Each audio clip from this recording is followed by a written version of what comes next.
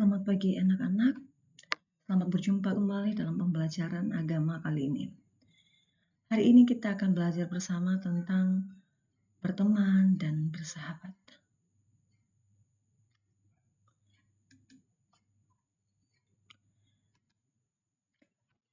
Kira-kira ada yang tahu tidak apa itu definisi berteman dan bersahabat? Berteman berarti ketika kita memiliki hubungan atau relasi yang terjadi antara dua orang atau lebih dengan mempunyai tujuan untuk bersosialisasi atau mencapai sesuatu bersama. Ini berarti kalau jika kita berteman ini nggak cuma 1-2 orang teman kita, itu dalam fase yang banyak. Berikutnya, sedangkan bersahabat sendiri berarti teman yang selalu ada untuk kita, mendampingi kita ketika kita membutuhkan.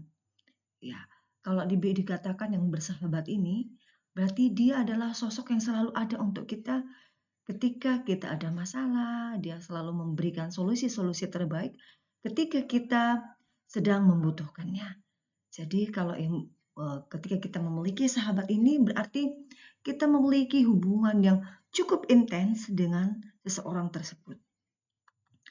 Berikutnya, sahabat yang baik biasanya pertama memberikan kita penghiburan ketika dalam keadaan susah, memberi nasihat, menunjukkan arah, menerima kita apa adanya, tidak menuntut melebihi kemampuan kita.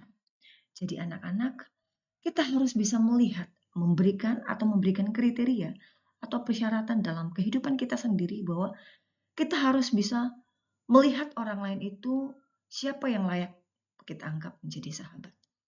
Jika ciri-ciri yang seperti ini tadi, yang sudah Ibu sebutkan tadi, yang sudah Ibu bacakan ini, ada di dalam seseorang yang kamu anggap sebagai sahabat, maka dia bisa dikatakan sebagai sahabat yang baik. Namun, apa yang menjadi sikap yang bisa menghancurkan persahabatan? Pertama, egois. Egois itu artinya mementingkan diri sendiri. Ya, jika kamu lihat di dalam diri sahabat kamu, dia hanya lebih mementingkan kepentingannya, dia hanya membutuhkan kamu ketika dia membutuhkan sesuatu, maka itu sikap yang bisa akan menghancurkan persahabatan kalian. Berikutnya adalah munafik. Ya, munafik ini berarti dia selalu bersikap baik di depan kamu, tetapi berbeda di belakang. Kalau bisa dikatakan beda di depan, beda lagi di belakang. Hati-hati bersahabat dengan orang seperti ini. Namun persahabatan dengan orang-orang yang munafik biasanya tidak akan bertahan lama. Kemudian mencari keuntungannya sendiri. Ini hampir sama dengan egois tadi. Ya, dia mau berteman denganmu hanya karena dia ingin mengambil keuntungan dari dirimu. Ya, jika kamu tidak menguntungkan baginya, maka dia tidak akan lagi berteman denganmu. Berikutnya adalah sikap pura-pura. Sikap pura-pura ini adalah salah satu sikap yang sebenarnya betul-betul akan membuat kita sangat jengkel ketika kita tahu bahwa orang ini cuma pura-pura sama kita. Ya. Sikap pura-pura ini juga salah satu sikap yang bisa menghancurkan persahabatan. Berarti dia tidak tulus dengan kita. Ya, dia tidak tulus berteman dengan kita dan tidak menerima kita apa adanya. Berikutnya adalah tidak jujur. Ya. Dalam persahabatan, kejujuran sangat dibutuhkan. Ya, terutama ketika kita berbicara tentang kekurangan kita, kelemahan kita. Jadi kalau kamu melihat bahwa orang yang kamu anggap selama ini dia tidak jujur denganmu, baik itu secara masalah, secara kekurangan, ya, yang dia tampilkan cuma hal yang baik-baik saja, itu juga cukup menghancurkan persahabatan. Terlebih ketika dia tidak jujur bahwa dia sebenarnya sudah tidak mau lagi menganggap kamu sahabat. Itu akan sangat menyakitkan ketika kita mengetahui hal tersebut. Berikutnya adalah tidak setia. Ya. Di dalam persahabatan sangat dibutuhkan kesetiaan. Ya.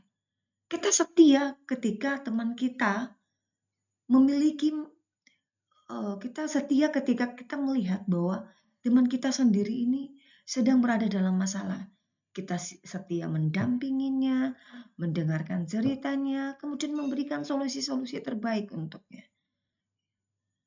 Tak jarang juga kita melihat bahwa sikap ini juga salah satu yang akan menghancurkan persahabatan. Mengapa? Karena dia yang kita anggap sahabat terkadang seringkali ya tidak setia ketika dia menemukan orang lain yang dianggapnya jauh lebih mendengarkan dia. Nah, sikap-sikap ini akan sangat menghancurkan persahabatan. Berikutnya, bagaimana dengan persahabatan yang baik? Persahabatan yang baik akan menumbuhkan apa saja? Pertama, kasih cinta. Ya, menumbuhkan cinta kasih yang dalam. Bahkan segelintir orang pernah juga mengatakan bahwa persahabatan atau ikatan persahabatan itu sebenarnya ada juga yang lebih erat daripada persaudaraan. Makan bersama, berbagi bersama, bercerita bersama, menggunakan pakaian yang sama, itu saking kita begitu mengasihi sahabat kita. Ya. Apalagi kemudian terbuka. Ya. Ada sikap terbuka di dalam persahabatan. Ketika persahabatan itu didasari dengan hal-hal yang baik. Kita terbuka tentang situasi kita, kekurangan kita, ya.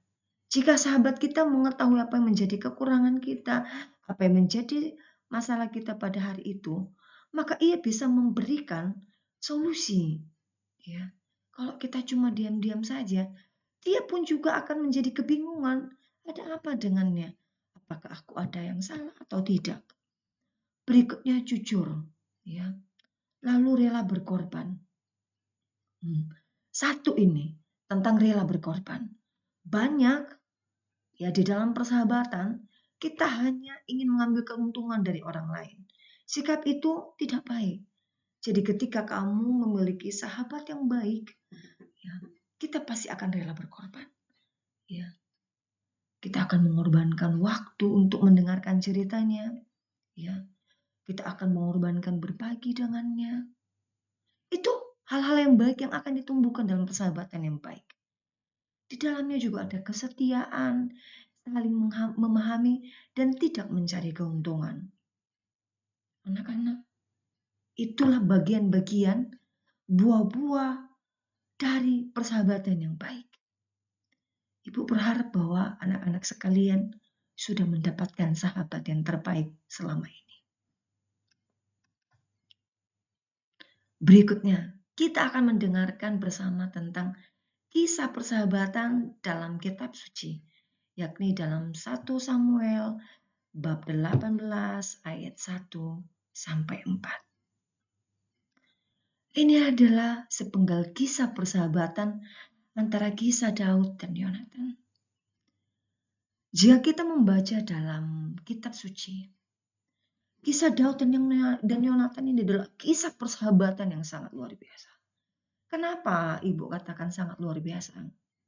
Daud ini adalah sosok yang sangat dibenci oleh ayahnya Yonatan, yakni Saul. Bahkan Saul berulang kali ingin mencoba membunuh Daud. Tetapi Yonatan sendiri ya selalu mendukung Daud karena ia mengetahui bahwa Allah sendiri bersama dengan Daud. Apa saja yang ia lakukan ketika ia mengetahui bahwa Daud dan Saul ayahnya ingin berperang. Ya, pertama ia memberikan baju perangnya kepada Daud. Ya, karena ia mengetahui bahwa Daud pasti tidak memiliki senjata-senjata seperti itu. Tadi sudah dikatakan di bagian atas, ketika kita memiliki sahabat, kita akan memberikan apa yang kita miliki kepada sahabat kita. Begitu juga dengan demikian kepada Daud. Ia memberikan baju perangnya kepada Daud agar Daud bisa berperang dengan baik. Meskipun ia tahu bahwa bahwa Daud sendiri melawan ayahnya. Kemudian ia selalu hadir memberi support, yang memberi dukungan kepada Daud. Lalu rela berkorban. Begitu juga dengan Yonatan, Daud. maksud Ibu Daud, dia juga sangat menyayangi Yonatan sendiri. Ya. Dalam kitab suci inilah salah satu kisah persahabatan yang sangat baik yang bisa kita teladani di dalam persahabatan. Anak-anakku sekalian, demikianlah materi tentang berteman dan bersahabat. Ibu berharap bahwa di dalam perjalanan kehidupan kita saat ini, anak-anak sendiri sudah memiliki, sudah mendapatkan sahabat terbaik di dalam hidupmu. Ya. Jika kamu saat ini masih belum memiliki sahabat, kamu bisa menggunakan beberapa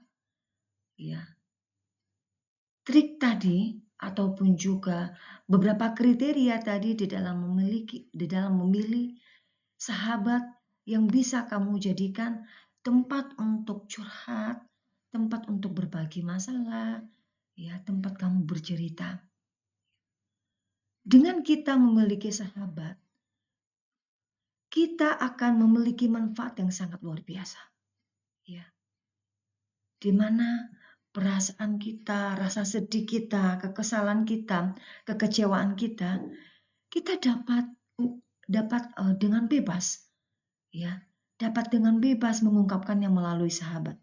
Karena sebenarnya jika kita bercerita kepada orang tua, mungkin kita sedikit terbatas, Karena kenapa? Pertama dulu karena orang tua kita melihat terlalu sibuk di dalam pekerjaan, maka biasanya orang tua tidak akan fokus mendengarkan kita.